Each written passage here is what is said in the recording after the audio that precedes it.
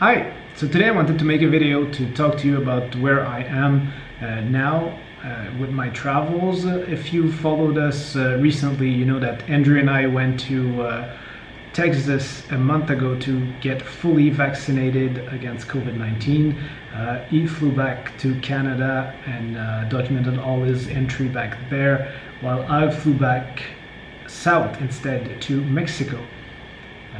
Where I am still in Playa del Carmen. So why south and not back to Canada for me as well? Well, the risk of traveling is obviously different for everybody. I already had COVID back in March last year, and since I'm fully vaccinated, I think the risk for myself are extremely low, and even as per the CDC preliminary results, the risk for me to give it to somebody else as well is extremely low.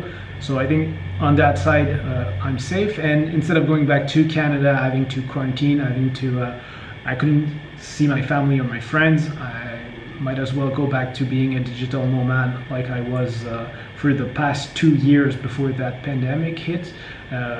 So that's where I am, and now I'm back on the road in Mexico. I got the question if I was nervous to come back, if there would be any complication when I plan on coming back to Canada. Well, the thing is, I'm not planning to come back anytime soon, at least not until either I'm forced to because every country is closed, or the pandemic is pretty much over and I can go back safely and see my friends and family again. So there's not really an issue for me there. The situation is really different in every country. As an example, here in Mexico, they never close or put any entry measure. It's one of the only countries in the world that went without any measure, either quarantine or test. So everybody could come at any time during the past year. It's still the case, but on the ground here, there is some measure.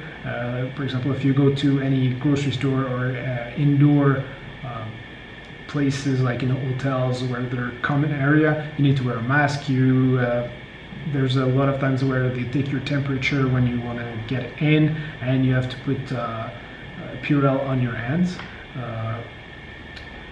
So yeah, that's really common here. Also in Cozumel, a small island that's 45 minutes ferry boat from here, you have to wear a mask even outside. So that's not the case here, even though there's a lot more people on the streets in Playa del Carmen than in Cozumel. But like the restriction is really different where you are. It's not always the same. So what it's like to be a digital nomad? Well, it's pretty much I've been living like that for the past 2 years. At Flytroppers, we've been remote companies from the start. So yeah, we've been working from home like probably a lot of you guys figured out it was possible in the past year. I get to work in different offices a couple of times during this already the past month, but now I'm more set up here in my little studio. I got a kitchen there, I've got a bed, a balcony.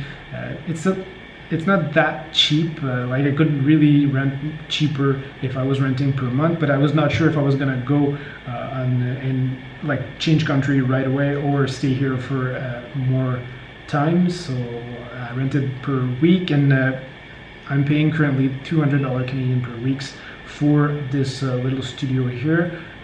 So it could really be a lot cheaper. In terms of food for the grocery, I'm about $50 per week, and I got really good fresh fruits and vegetables that are local here, that you pay a lot more when you're back home. So I really like that.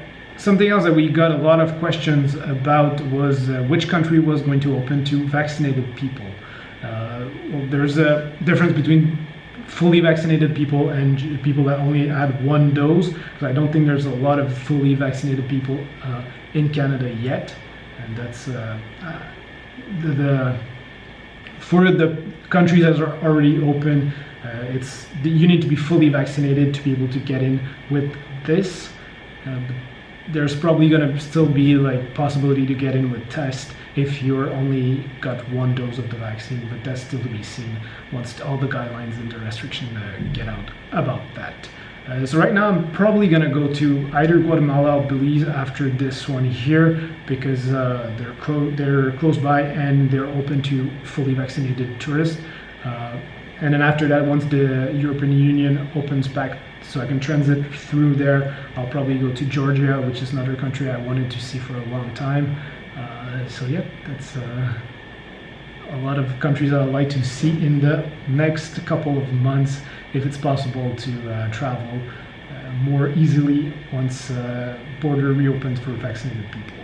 Great resources to know which country you can get in with the vaccine or test, or what's the requirement to get in the specific country is the IATA website. I'll put it in the comments under the video, but that's really the official resources that airlines look at to be able to know if you can get in or not. So that's it. And then if you just want to Google country open to fully vaccinated people, and then just look for the result of the last week. That's a good trick to know, to get an up-to-date update on which country you can get in as of now when you listen to this video. So that's pretty much it. If you have any other questions you want to ask us, you can put them in the comments below and we'll answer them right there.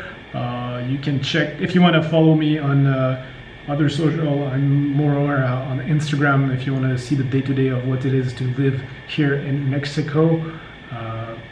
So I'm at kevin.flytrippers. You can also follow Andrew for his trip right now at andrew.flytrippers, or just our regular account, Flytrippers, on Instagram. The links are also down below. So if you like this video, and you want to subscribe to our channel for more to come, and give us a like and hit subscribe. Thank you very much.